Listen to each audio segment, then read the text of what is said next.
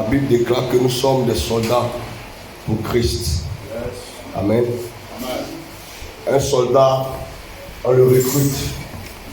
Amen. On recrute les soldats. Amen. Et Jésus dit que toi, tu es le soldat de Christ. Ça veut dire qu'il t'a recruté dans le monde, il t'a fait sortir parmi les païens et puis il t'a amené à son admirable lumière pour glorifier son nom. Alléluia. Amen. Mais dans ce combat, il y a certaines réalités qui peuvent te tuer, qui peuvent te détruire, qui peuvent t'empêcher d'être agréable à Dieu. Ou en d'autres versions, qui peuvent faire de Dieu un ennemi pour ta destinée. Ça veut dire que Dieu lui-même t'a recruté, mais il peut commencer à te combattre. Dieu lui-même t'a appelé dans son armée, mais il peut devenir celui qui est en train de vouloir te tuer. Alléluia. La Bible dit qu'un matin, Moïse, qui a été appelé par Dieu pour servir le Seigneur, la Bible dit qu'un matin, Moïse, alléluia, a été avalé par l'Éternel. Alléluia. Amen. Au point que Moïse était en train de mourir, il a fallu que sa femme, alléluia, prenne un couteau et circoncis son fils. Amen. Lorsqu'elle a circoncis son fils, que le sang est versé, la Bible dit que l'ange a vomi Moïse parce qu'une partie de son corps, alléluia, avait été avalée. Amen. Elle a dit que pour moi, un époux de sang. Amen. Amen. Le même Dieu qui l'avait appelé était en train de l'avaler. Amen. Et une partie, quand on vous montre, une partie de Moïse était déjà prise dans la bouche du Seigneur. Amen.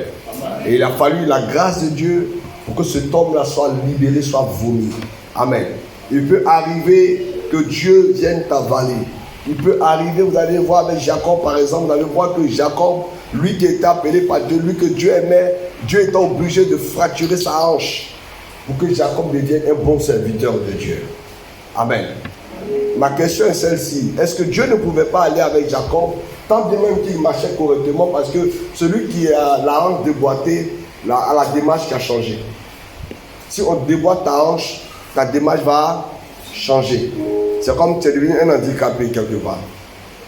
Mais pourquoi Dieu qui veut commencer avec Jacob, qui change son nom, ou qui veut changer son nom, pourquoi Dieu est obligé de le déboîter, alléluia, de lui déboîter la hanche avant de commencer avec lui? Souvent, notre caractère oblige Dieu à prendre certains caractères, certains comportements. Souvent, notre manière de voir l'œuvre de Dieu amène Dieu, alléluia, à se conduire d'une manière vis-à-vis de nous. Vous savez, Dieu, par moment, on dit que Dieu ne va pas t'obliger à le servir. Mais Dieu, par moment, s'il voit que tu es un instrument important pour lui, Dieu est capable de te créer des problèmes pour que tu deviennes un homme qui comprend sa volonté. Donc pour ça, vous allez voir que Dieu, souvent, Dieu peut créer des problèmes dans ton travail. Dieu peut créer des problèmes dans ce que tu es en train de faire. Les malheurs vont commencer à te frapper juste parce que Dieu veut attirer ton attention. Faisons très attention ce matin. Quelqu'un a dit quand Dieu l'a appelé, Dieu allait lui fermer des portes. Dieu n'est pas un idiot au point d'aller fermer les portes à ceux qui l'appellent. La Bible dit que ceux qu'il a connus d'avance, il les a aussi prédestinés, il les a aussi appelés, il les a aussi justifiés. Alléluia. Donc quand Dieu t'appelle, c'est d'abord pour une grâce pour toi. C'est une bénédiction pour toi. Mais c'est ta manière d'aller, ta manière de marcher qui peut l'emmener lui-même à devenir ton adversaire. Quelqu'un m'entend ce matin? Et comme vous disait la Bible, plusieurs ont eu la main de Dieu qui s'est levée contre eux parce qu'ils n'ont pas compris à quoi Dieu les appelait. Je ne veux pas que ta destinée soit semblable à celle de Samson qui a compris en retard et qui est mort en accomplissant sa tâche. Alléluia. Dieu a un grand plan, un grand projet à faire avec toi. Amen. C'est pour ça que je voulais te dire que la première des choses qui tue, et moi je pense même que c'est l'une des seules choses qui tue les grands soldats, c'est la négligence. L'une des grandes choses qui tue tous les grands soldats, c'est la négligence. Un soldat qui doit aller en guerre et qui oublie le nécessaire, qui oublie de bien s'armer, qui oublie de prendre tout ce qu'il faut prendre, frère, c'est sûr qu'arrivé au combat, il risque d'être, n'est-ce pas, dans la défaite. On est d'accord? Vous allez voir, la Bible parle des veuves, des sages et des folles. L'une des choses qui a marqué la différence entre les sages et les folles, c'était la négligence. Les premières qui étaient sages n'ont pas négligé d'avoir de l'huile dans leur lampe. Mais celles qui étaient folles ont négligé parce qu'elles se sont dit, on a le temps de se rattraper après. On va trouver une boutique, on va trouver un supermarché, là où on va se ravitailler. Mais elles se sont rendues compte que ce n'est pas partout où on peut trouver l'huile du Seigneur. Alléluia. La Bible dit comme ça, dans le livre de 1 Timothée, le chapitre 4, verset 14, ne néglige pas le don qui est en toi, et qui t'était donné par prophétie avec imposition des mains de l'assemblée des anciens. Alléluia. Ne néglige pas le don qui est en toi. Dieu, écoutez-moi bien ce matin, Dieu t'a donné un don. Peut-être que toi, ton don, c'est pour chanter. Peut-être que toi, ton don, c'est pour être un instrumentiste. Peut-être que toi, ton don, c'est pour évangéliser. Peut-être que toi, ton don, il t'a pris comme disciple. Peut-être que toi, ton don, il t'a pris comme missionnaire. La Bible dit que ne néglige pas le don qui est en toi. Pourquoi la Bible dit ça? Parce que en négligeant le don qui est en toi, tu es en train de faire de Dieu ton ennemi. Tu es en train de mépriser la grâce de Dieu. Tu es en train de mépriser l'appel de Dieu. Chacun de nous ici a un don de Dieu en lui. Le don, ce n'est pas forcément ce qui va te faire prophétiser. Ce don, ce n'est pas forcément ce qui va te faire parler en langue. Ce don, ce n'est pas forcément ce qui va te faire chasser les démons. Mais ce don, c'est une chose que Dieu a mis en toi qui te rend utile et agréable à l'œuvre du Seigneur. Alléluia. Et la Bible dit de ne pas négliger ce don-là. Beaucoup de chrétiens, et aujourd'hui même dans l'église, même ici à l'église, beaucoup de chrétiens ont commencé à négliger ce don-là. Et ce don-là, c'est le Saint-Esprit. Ce don-là, c'est la vie de Dieu en toi. Ce don-là, c'est la grâce de Dieu en toi. Écoute-moi bien. Dieu s'en fout. Même si aujourd'hui tu l'abandonnes, Dieu s'en fout. Vous savez pourquoi? Parce que Dieu n'est pas surpris que tu allais l'abandonner. Dieu sait tout d'avance. Mais c'est pour toi-même ton propre bien. La Bible dit que c'est pour notre bien qu'il nous a appelés à lui. C'est pour notre bien. Il a dit qu'il est avantageux pour vous que moi je m'en aille. Parce que si je ne m'en vais pas, le consolateur ne viendra pas pour vous conduire dans toute la vérité. Tu ne peux pas avoir le consolateur en toi, l'esprit de vie, de vérité, et ne pas être zélé pour Dieu. Les apôtres, malgré les persécutions, étaient zélés pour l'œuvre de Dieu. Où est passé ton zèle? Où est passée cette motivation que tu avais vers le jour où tu t'es engagé dans le Seigneur? La Bible ne méprise pas ton premier amour. Souviens-toi de là où tu es tombé. Pratique tes premières œuvres. Reviens à ton premier amour.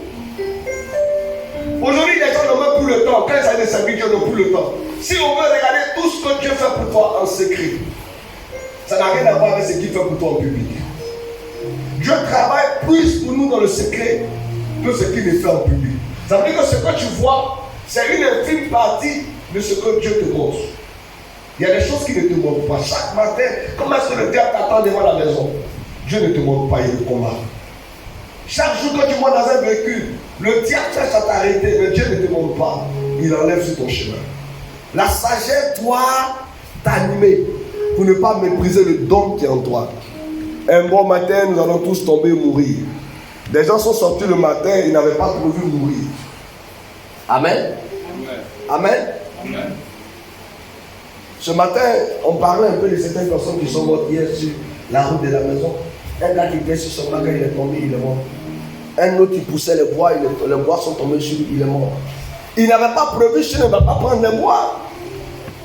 Ce que tu fais, tu sais faire peut te tuer. Il faut que la sagesse à un certain moment du temps nous anime.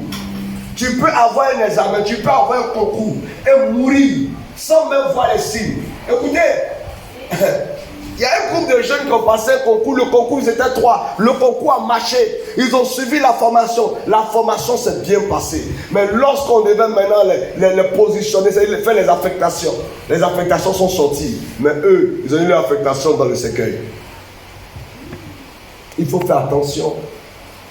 Ne pensez pas que parce que tu as eu un truc, tout est fini. Ne pense pas que parce que Dieu t'a fait faveur, tout est fini. La Bible dit, après qu'Israël ait vaincu le roi de Syrie, le prophète vient de dire, l'année prochaine, ce même gars que vous avez vaincu reviendra vers vous. Alléluia. Je suis en train de parler de la négligence qui anime aujourd'hui beaucoup d'enfants de Dieu. La Bible dit en 2 Chroniques 29, verset 11.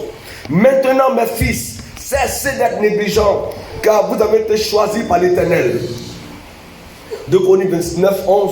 Maintenant, mes fils, cessez d'être négligents, car vous avez été choisis par l'Éternel pour vous tenir à son service devant lui, pour être ses serviteurs et pour lui offrir des parfums. Il dit, mes enfants, ne soyez pas négligents. Pourquoi? Parce que Dieu vous a choisi. Dieu sait pourquoi il t'a choisi. Il t'a choisi peut-être pour que tu soutiennes son œuvre. Il t'a choisi peut-être pour que tu sois un gagneur d'âme. Mais où est-ce que tu as mis cette orientation que Dieu t'a donnée? Il t'a choisi peut-être pour que tu ailles faire son œuvre. Aujourd'hui, tout le monde est en train de chercher l'argent. Mais cet argent encore que tu cherches, c'est pour servir Dieu. Mais à peine tu arrives à servir Dieu avec ton argent. Tu négliges tout. La négligence. Il dit, mes enfants, vous avez été choisis par Dieu, ne soyez pas négligents. Dieu vous a choisi pour être à son service. Ce n'est pas pour être au service du diable. Quand on est négligent, on est au service du diable. Quand on est négligent, on est au service des démons. Dieu ne néglige rien. Aucune vie, aucune destinée, aucun être, aucune créature de Dieu n'est négligée par Dieu. Dieu ne néglige pas ce qu'il a créé. Un homme qui est négligent, sa maison tombe. Une femme qui est négligente, son foyer se gâte. Des enfants qui sont négligents ne peuvent pas avoir de bons résultats. Il faut que nous comprenions qu'on ne peut pas faire l'œuvre de Dieu avec négligence. Alléluia. Dès lors que tu acceptes d'être un chrétien, la vie de Dieu t'a recruté. Ça veut dire qu'en d'autres versions, tu n'es plus ton propre propriétaire, tu n'es plus ton propre maître. Est-ce que vous avez déjà été dans un camp de prière? Lorsque vous allez dans un camp de prière, pour nous qui avons un peu dirigé des camps de prière, vous allez voir, quand vous entrez dans un camp de prière, à l'entrée de la porte, on vous récupère tout ce que vous avez. On vous prend votre téléphone, on vous prend votre argent, on vous prend tout ce qui peut vous mettre en contact avec le monde extérieur. Et on met tout dans un sachet avec des noms de chacun. Tu es venu faire 3 jours de jeûne sec. Pendant les 3 jours, tu seras sans téléphone. Pendant les 3 jours, si tu avais du pain dans ton sac, quoi, on enlève tout sans date. On va se bombarder pendant 3 jours. Quand on finit, on vous remet tout ce que vous avez, vous pouvez appeler communauté. Pourquoi? Parce que quand tu mets les pieds dans le temps de prière, tu es coupé du monde extérieur.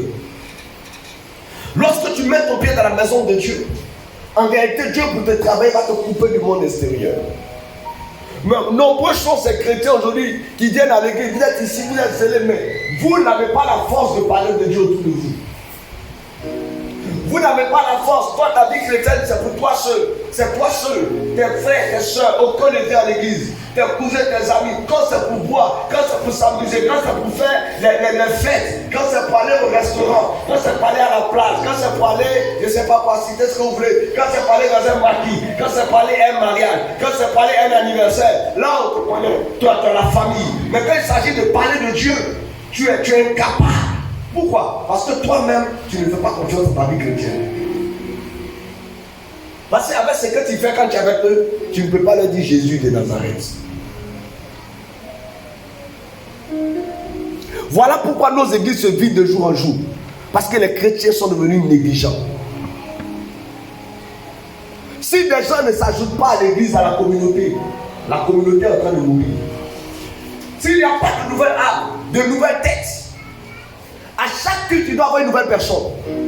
À chaque culte, tu dois avoir une nouvelle tête. Et tu dois te débrouiller pour que la nouvelle personne vienne de toi.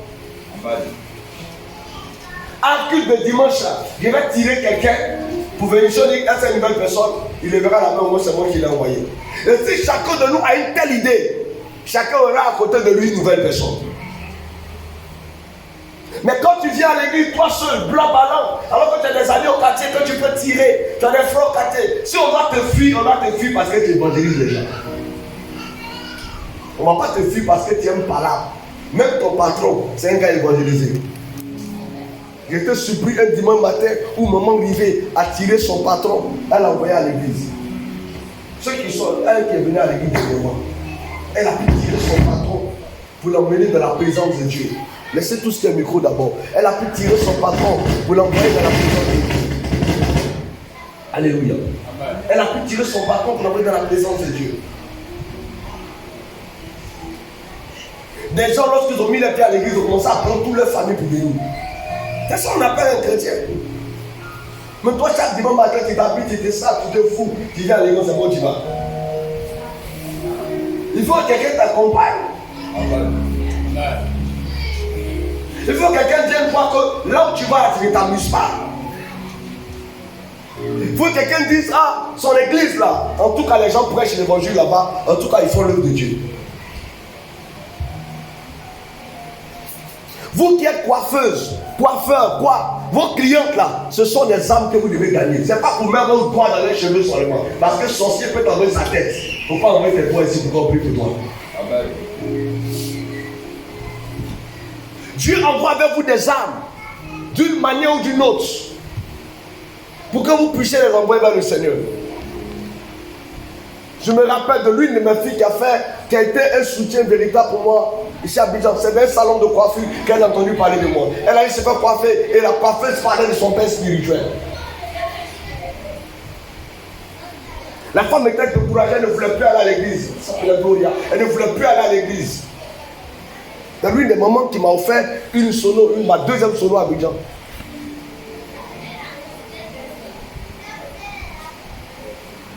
La première fois qu'à Abidjan j'ai acheté des baffes colonnes comme ça, c'est elle qui a enlevé l'argent et qui m'a donné, papa, tiens, il faut faire. Alléluia. Mais elle m'a connu où? Elle est allée se faire tresser. Et elle disait, je suis découragée. Afin de Dieu, là, vraiment, les pasteurs, vraiment, ma fille lui a dit, attention, je ne suis pas un homme de Dieu qui peut t'aider. Et quand elle est venue vers moi, l'Éternel est intervenu dans sa vie. Tu es devenu muet. Tout ce qui est dans ta tête, c'est comment tu vas gagner l'argent. Tout ce qui est dans ta tête, c'est ton business. Ton business ne peut pas t'envoyer au ciel. Vous qui vendez, faites le commerce de nourriture. Vous qui vendez et qui faites peut-être, vous vendez les meubles, vous vendez les chaussures, les trucs.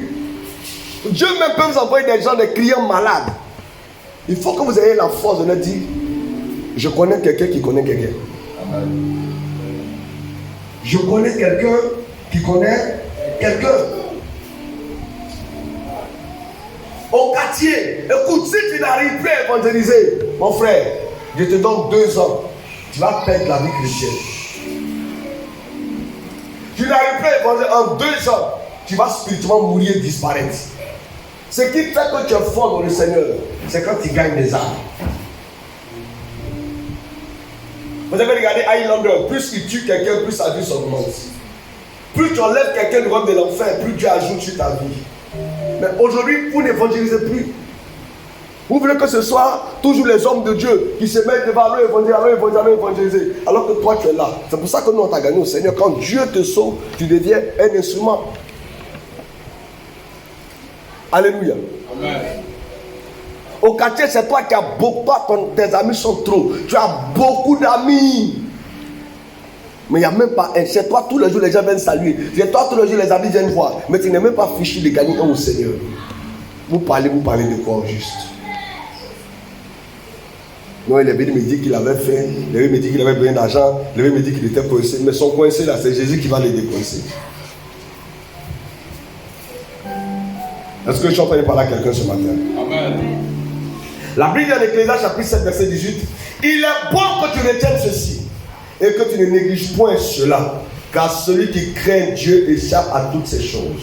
Celui qui craint Dieu échappe à la négligence. Il dit, il est bien que tu retiennes ces choses, que la négligence ne fasse pas partie de ton adoration. La Bible dit, on adorera Dieu en esprit et en vérité. Lorsque tu es négligent, tu n'es plus dans la vérité. Lorsque tu es négligent, tu n'es plus dans la vérité. Beaucoup parmi nous ce matin qui sont dans cette salle, qui sont en train de quitter le chemin de la vérité. Tout l'argent que tu es en train de ramasser là, ça ne peut pas t'enterrer demain. Même si tu es riche le jour de ta mort, on va cotiser. Bravo. Quelqu'un ne va quelqu'un qui est mort, puis encore son argent pour aller l'enterrer. Non. Le vivant bloque ton argent et puis cotise pour t'enterrer. Amen. Amen. Est-ce que j'en ai parlé à un chrétien ce matin? Amen.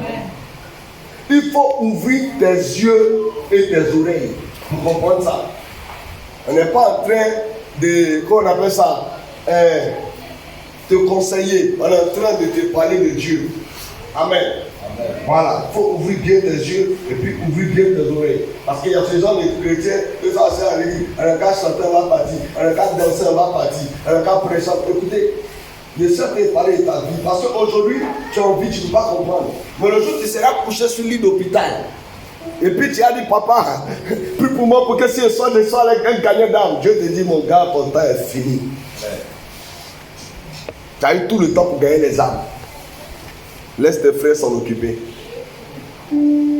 Il faut les dévancer dans le royaume. Pendant qu'on est en train de vous parler, vous n'écoutez pas. Quand tu es mort, ton âge s'arrête.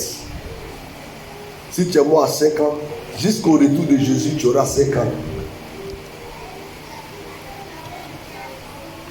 Il faut un moment qu'on s'asseye tous et qu'on se mette à réfléchir. Les présidents meurent, les riches meurent. C'est vrai, tu es en train de chercher à te faire une place au soleil. Mais n'oublie pas que celui qui te bénira s'appelle l'Éternel des armées. N'oublie pas que c'est Dieu qui va t'ouvrir des portes. Moi, mon devoir, c'est de t'interpeller.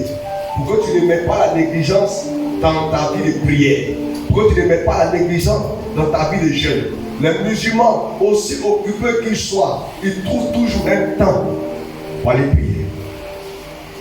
C'est pour ça que vous allez voir, il est corps habillé, les musulmans. À l'intérieur de la gendarmerie, ils créent une mosquée.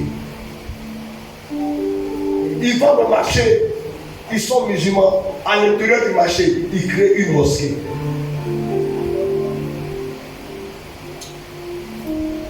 Elle a son salon de coiffure, mais quand l'heure de prier arrive, elle commence à faire ses ablutions. Même si 10 clients arrivent à dire c'est vous, elle finit d'abord de prier. Parce qu'elle sait qu'elle peut être en train de prier puis tomber mourir. La coiffure ne va pas la sauver. Quand Dieu t'appelle à faire quelque chose pour sa gloire, mets ton programme à côté. Dieu d'abord. Même si mon emploi du temps est chargé, tant qu'il s'agit de faire l'œuvre de Dieu, je vais toujours trouver un temps. Je vous dis la vérité.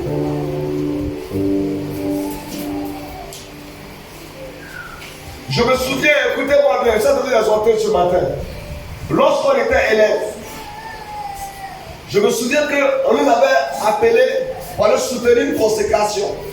Amen. Alors qu'on allait encore à l'école et on tente de servir Dieu. Nous appelons à aller soutenir une consécration. Et je suis allé soutenir la consécration.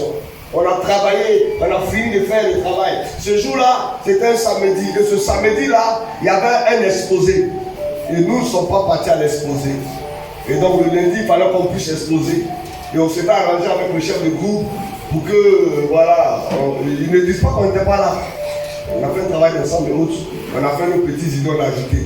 Et quand le professeur est rentré en classe, et qu'on a commencé à parler près de 3 à 4 personnes, d'autres n'étaient pas venus pour leurs propres besoins, mais moi j'étais parti pour l'œuvre de Dieu. Et je me souviens ce jour-là que quand le professeur est rentré en classe, il a posé la question, quels sont ceux qui n'ont pas été là le jour de l'exposé?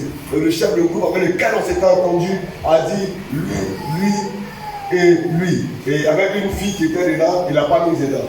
Et finalement, on nous avait choisi alors pour que nous, on ne puisse pas exposer comme les autres. Et le professeur a dit, bon, vous trois qu'il a désigné là, vous n'allez pas exposer. Amen. Vous allez avoir 0.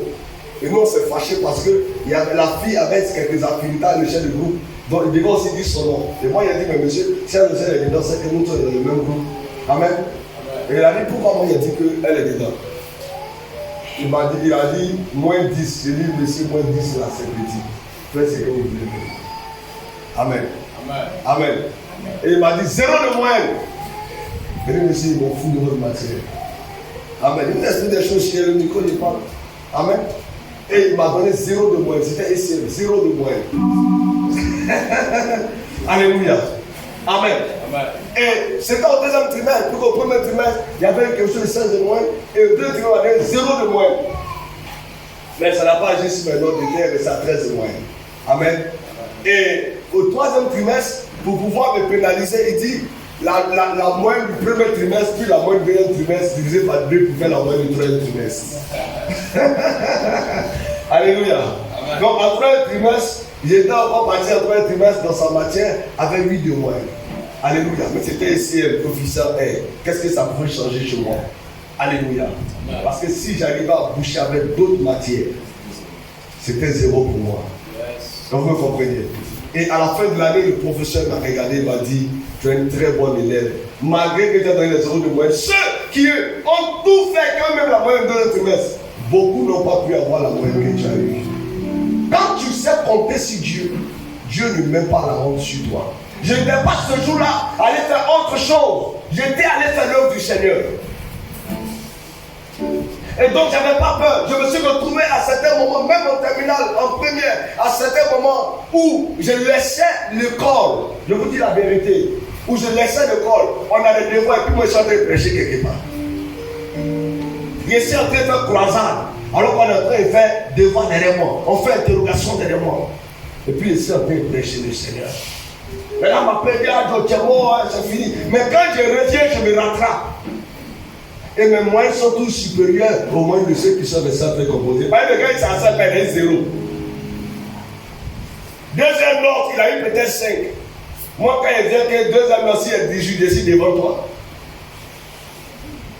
C'est pour ça qu'il faut être intelligent quand on sert le Seigneur.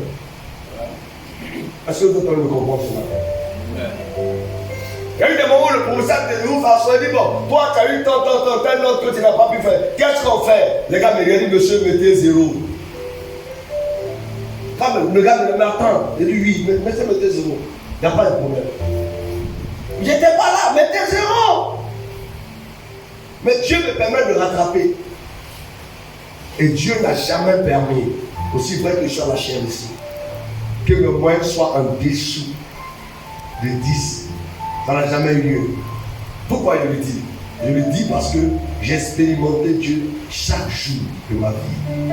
Parce que je savais le mettre à la première place. Amen. Amen. De la classe de 4e jusqu'à l'université, mais notre on tout mettait au top. Sauf en 3e, là où on a laissé un peu l'école pour aller faire formation pastorale. Là, ça a un peu dérangé mes notes. Ça a même dérangé beaucoup de notes. Alléluia. Amen. Ça m'a même dérangé. C'était la seule classe, amen, qui a été un peu perturbante parce que j'étais mélangé entre quand j'ai pris ma scolarité. Pour aller faire la formation pastorale, c'était vraiment pas facile. Amen. Amen. Et aujourd'hui, Dieu me fait grâce. Parce que j'étais sérieusement engagé. Dieu n'abandonne pas. Écoutez-moi bien. Tout ce que je suis aujourd'hui est le fruit de la grâce de Dieu.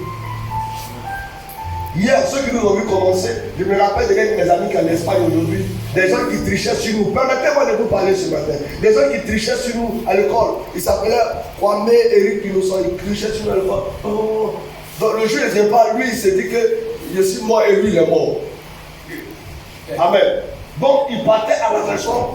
Il partait à la maison. Il disait à ma mère, à mon père, oh, mon fils, il est tellement intelligent, mais il ne vient pas à l'église, il ne vient pas à l'école.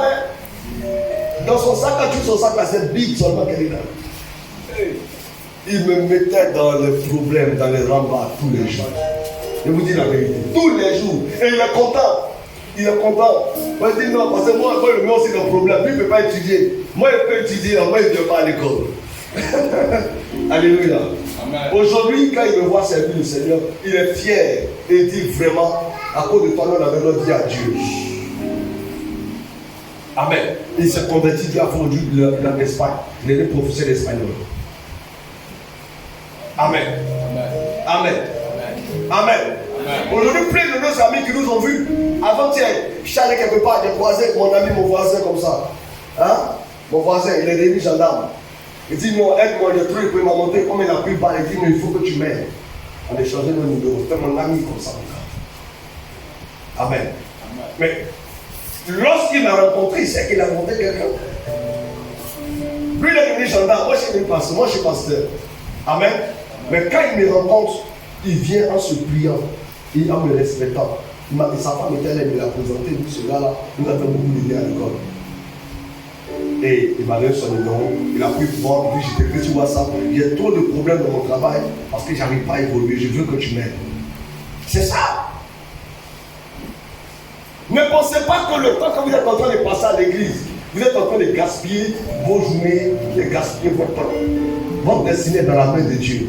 Et ce n'est pas en forçant les choses que vous pourrez vous en sortir, je vous assure. Dieu commence à intervenir quand tu arrêtes de t'embrouiller. Généralement, c'est les choses sur lesquelles tu n'as pas ton cœur à 100%. C'est là que Dieu envoie les bons résultats et les bons témoignages. Mais si tu penses que c'est par tes propres forces, j'ai l'honneur de t'annoncer que tu es déjà programmé pour échouer. Si tu penses que c'est par tes propres forces, oh, c'est mon talent, oh, je maîtrise, Dieu va te montrer que tu ne connais rien.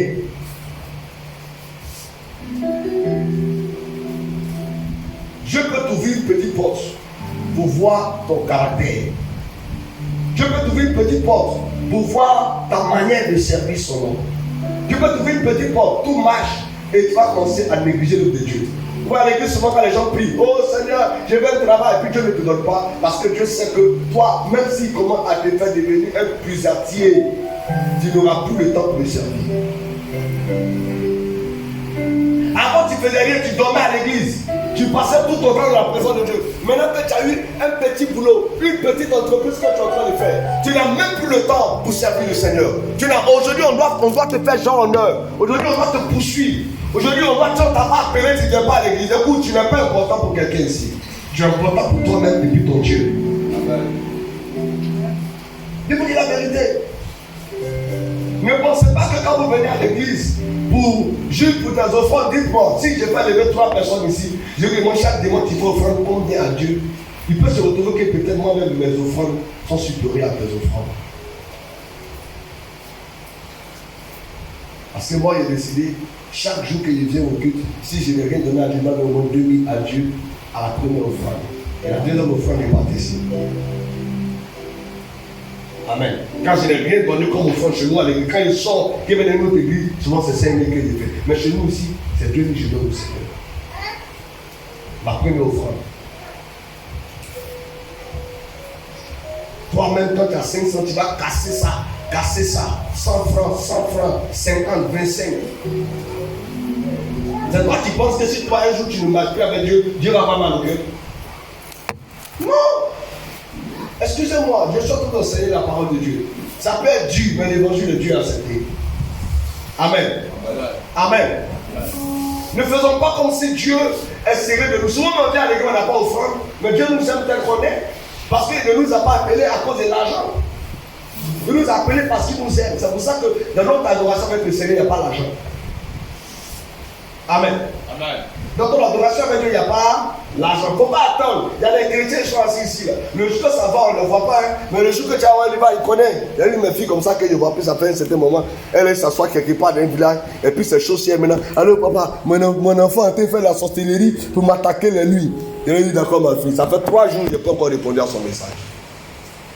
Quand il va manger ton pied droit, et quand il va voir comment traiter ça. Non, il faut qu'à un moment donné, on s'asseye, et puis ne donnez pas l'impression que vous êtes en train de nous utiliser. Tu dois te promener quand tu n'as plus besoin du pasteur. Et le jour c'est chaud, tu es assis, tu réfléchis, tu dis, hey, je connais un papa. Tu peux venir. Le jour que tu te rappelles de moi, ne te rappelle pas de toi. Amen. Amen. Parce qu'une relation, ça s'entretient. Une relation, ça s'entretient. Toi, tu dis que tu marches avec une femme, tu ne communiques pas avec elle, tu n'échanges pas avec elle. Il n'y a pas de communication avec vous. Quel que soit le temps, 6 mois, l'amour va mourir. Bravo. Pour une relation s'entretient. Toi, tu dis que tu marches avec Dieu, tu ne peux même pas prier. Tu vois, ça ne va pas tenir. Ça ne peut pas tenir. Tu dis que tu es pasteur, mais pasteur, là, tu ne l'appelles même pas. Et tu t'attends à quoi? Négligent. Vous négligez même les choses qui peuvent vous faire. J'ai mon parabafin avec les missionnaires et les disciples. Ça, ce sera après. Jérémie 48, verset 10. Maudit soit celui qui fait avec négligence l'œuvre de l'Éternel. Maudit soit celui qui éloigne son épée du canage. Maudit soit celui qui fait l'œuvre de Dieu avec négligence. Vous savez, moi qui suis arrêté là-bas, c'est la chaîne qui parle. Je me suis retrouvé à des moments où on a fait des veillées de 14 jours. Quand on veille de 14 jours, ça veut dire lundi, mardi, mercredi, jeudi, vendredi, samedi, dimanche, lundi, pendant 14 jours en train de veiller. Où je suis arrêté et puis je vous parle. Je prêche aujourd'hui nuit. On finit à 6 heures. À 6 heures, on va se coucher. On se réveille à 10 heures, 11 heures. 11 heures, on fait consultation, 14 à 15 heures. On place les appareils pour faire notre veillée le soir. Et on était comme ça pendant 14 jours. Où il s'est arrêté là? Il y a eu des moments où il allait prêcher. Il n'y a pas de micro, il n'y a pas d'appareil. On a prêché comme ça. Souvent, il n'y a pas de lumière. J'étais au Cameroun pour intervenir dans une église où, pendant le point, il y a eu un délestage. Tout un coupé partout. Pendant 3 jours, j'ai intervenu sans église. Ça pour vous dire que quoi? C'est notre travail. On est mieux pour servir, on va mourir en servant. Ça veut dire que je ne peux pas avoir peur de prêcher l'évangile. Je ne peux pas avoir peur. Je peux prêcher du 1er au 31. Mais arrivé à un certain moment, quand tu as les fils qui sont grandissants, il faut leur donner aussi la place pour s'exprimer. Sinon, il peut diriger, prêcher, reprêcher. Je dis qu'on peut rester dans un cas de gîte. Quand il boit le quoi à ma fille, quand il boit le quoi à 2h du matin, qui finit à 8h, c'est quoi qui a mes frères là? 31 décembre, il boit le quoi à quelle heure? À 23h, je finis jusqu'à 6h. Arrêtez un peu de travailler. Et en fait de souffle. Amen. Donc quand on vous donne la possibilité, on vous programme, viens diriger, on vous programme, viens prêcher, c'est pas parce qu'on ne sait pas ce qu'on va prêcher. C'est parce qu'on se dit qu'à un moment donné, quand tu es devenu un père, il faut donner à tes enfants de parler aussi. Il faut donner à tes enfants de s'exprimer aussi. Tu ne peux pas être le seul à parler tous les jours. Amen. On dit, ah peut-être le d'ici Yann sait parler, qu'il dise quelque chose. Ah peut-être le sonné Evra sait parler, qu'il dise quelque chose. Mais si on vous ouvre ça lui calme, que vous ne profitez pas, vous ne saisissez pas ça, c'est pas à nous que vous faites du mal. Parce que la même porte du sou peut se refermer. Si je referme pour dire, bon, on ne donne plus mieux à quelqu'un pour prêcher, pour diriger. Amen. Amen. Peut-être que tu iras prêcher ailleurs, tu vas créer tes lucas. Nous, quand on nous formait là, on ne donnait pas micro pour prêcher à l'église. Nous-mêmes, on créait nos plateformes de prédication. Et on était obligé d'organiser des programmes dans les marchés, dans les écoles, pour pouvoir faire sortir ce qui est en nous. Après, vous, aujourd'hui, dans la chair, que chacun saute. Je vous dis la vérité, permettez-moi de parler. Amen. Amen. On est obligé de créer des programmes dans les écoles, dans des marchés. Nous, on est assis, on est 20 veillés. On se cotise en nous, on loue une salle. On bombarde, on appelle le vieux pour venir clôturer la veillée. On faisait ça parce qu'on ne voulait pas voir le don mourir en nous. On faisait tout dans les écoles. On crée celui de prière à l'école pour que tous les mercredis après-midi, les élèves viennent prier avec nous. On gagnait des âmes. Aujourd'hui, où sont les fils? Où sont les fils qui sont capables de rehausser cette image-là? Aujourd'hui, même quand tu as envie de faire une croisade, tu ne sais pas quel fils tu as envoyé sur le terrain pour aller voir c'est quel espace qui est bon, comment on va faire pour avoir le courant. Tout le monde est occupé. Par moment, je suis assis et je regrette que Dieu m'ait envoyé à Abidjan. Parce qu'à l'intérieur, on servait vraiment le Seigneur. Vraiment le Seigneur. Vous pouvez prendre des gens marcher 14 km à pied, juste pour aller prêcher l'évangile. Les gens étaient zélés. Ils pouvaient faire 3 jours sans manger, sans boire l'eau. Ils appellent l'amour de Dieu. Aujourd'hui, tu dis jeune à l'église, 3 jours secs. Il y a des gens qui vont fuir. Nous, on n'est pas pasteur d'Abidjan. Amen. Je crois ce matin que je suis en train d'instruire quelqu'un. Je suis en train d'instruire quelqu'un. Où est passé ton zèle?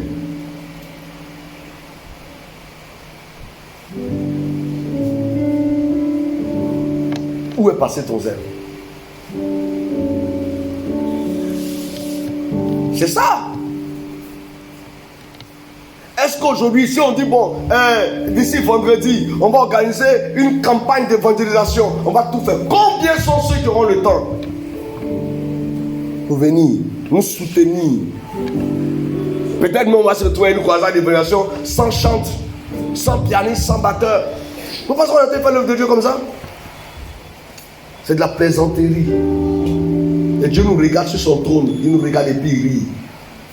Tu as le temps pour toi seul. Tu as le temps pour toi seul. Si tout de suite on t'invite à un mariage, tu vas trouver le temps pour aller faire un mariage là. Si on t'invite où tu vas aller manger riz gras, tu vas trouver le temps. Où tu vas te saper, on va te regarder, tu vas trouver le temps. Mais quand il s'agit de venir faire l'œuvre de Dieu, il faut aussi que tu trouves le temps. Je voudrais m'arrêter ici ce matin et puis te dire que tu es devenu négligent. Tu es devenu négligent. Vous savez, je fais quand même beaucoup de sacrifices. Le mardi, quand je dois intervenir le mardi, je suis ici mardi matin. J'ai fini de faire consultation, je suis obligé de m'asseoir jusqu'à 18h, 19h pour pouvoir prêcher au culte du soir avant de rentrer à la maison. Toute une journée assis à l'église.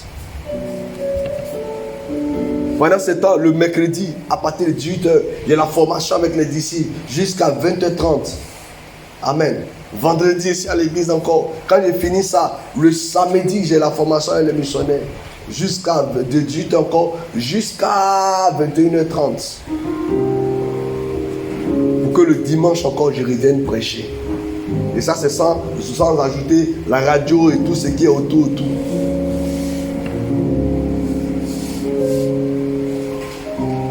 Mais toutes ces formations-là, nous, on a payé pour les avoir. Mais eux, ils les obtiennent gratuitement.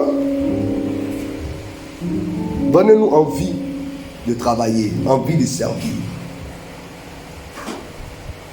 On ne naît pas mauvais pasteur, on devient mauvais pasteur parce qu'on est mal entouré.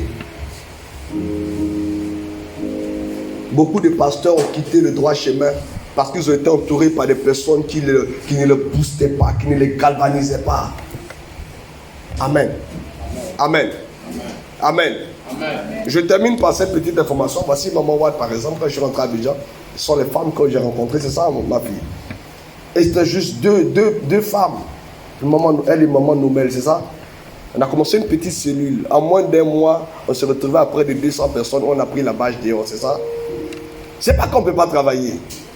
Mais il faut être animé, il faut être entouré par des personnes qui sont capables de gagner des âmes. Moi, je mets en vous de me mettre dehors. Ces deux femmes à elles seules ont commencé à évangéliser, gagner des âmes. C'est dans ça que les gens parlent de maman en ordre. Ils se sont donnés au Seigneur, maman en ordre, ce qu'elle est venue. Elle a envoyé Chantal, elle a envoyé, c'est tous ses enfants, ils sont venus jusqu'à ce que son papa arrive dernièrement. Maman nous aussi envoyé. Et chaque femme qui venait envoyait des gens, femmes de méthodie, des gens. Mais aujourd'hui, là, tous ceux qui sont assis, on organisait des grandes veillées à partir de cette petite cellule qu'on avait fait des veillées qui nous ont coûté près de 300 000 francs. On a fait les plus grandes veillées ici à Bobo, sont partis de cette petite cellule. Qui avait commencé à 3 personnes. En moins d'un mois, Dieu avait déjà commencé à faire des choses. Les gens comme les missionnaires, Jaïli, tout ça, c'est dans cette cellule-là qu'ils ont été gagnés au Seigneur. Les missionnaires Seka et autres, on peut citer plein de noms, les Rosmel et autres. C'est à la cellule de chez Maman Watt que le missionnaire, n'est-ce pas, Didier Sadok, a donné sa vie à Dieu. Aujourd'hui, ce sont des pasteurs. Donnez-nous envie de travailler. Voici Maman Chaud, nous on s'est retrouvés pendant la crise au village. En moins d'un mois, j'ai mis une cellule où on était près de 70 personnes.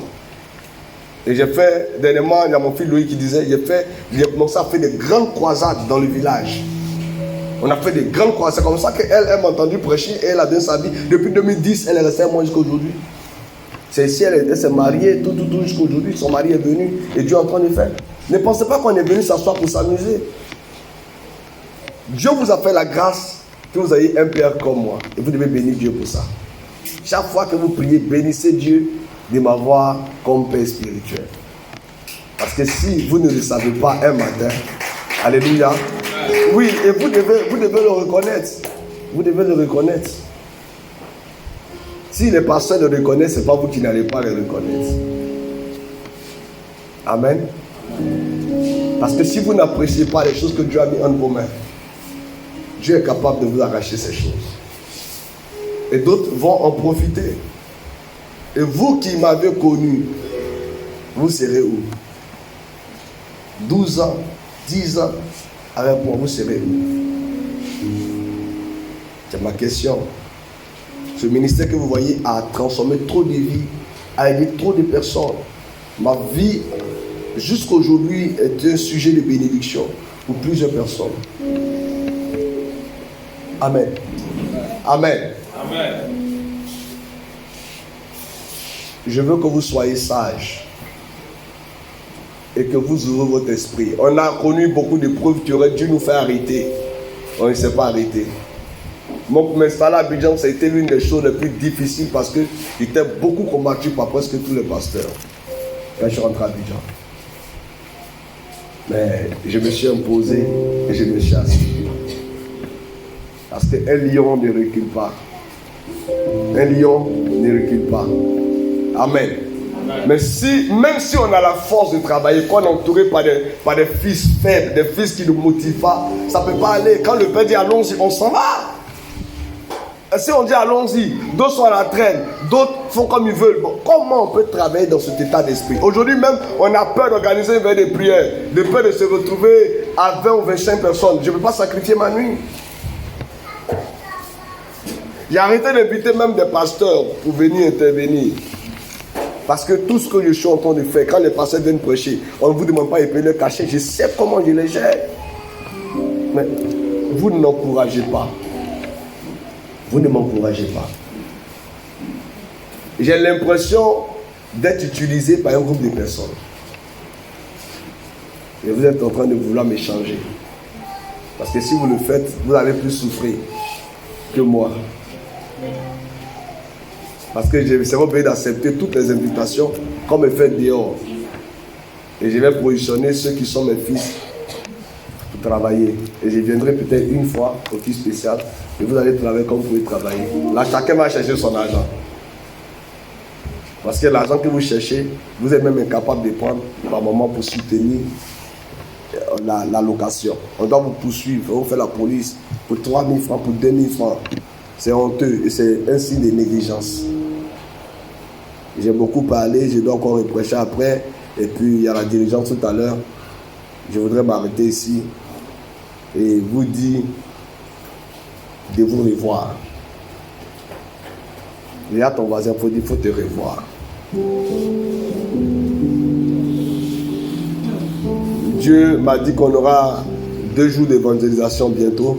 Et ça, c'est avant la fin de l'année. Je parlerai avec le groupe musical, avec tout le monde. Parce que à cette période-là, ceux qui se dévoueront, qu'ils soient missionnaires ou disciples ou chantent, à ne pas être là, ils seront aussi obligés de sanctionner. Et il n'y aura pas de mise à pied, mais de sous-discipline. Et si toutes les vies de sous-discipline, je pense que Jésus sera assis au milieu de nous. Alléluia. Nous allons simplement baisser la tête. Mais tu vas dire à Dieu, Seigneur, je vais te servir. Je veux que tu pries rapidement. Je vais terminer. Il est 9 minutes. Dis à Dieu, Seigneur.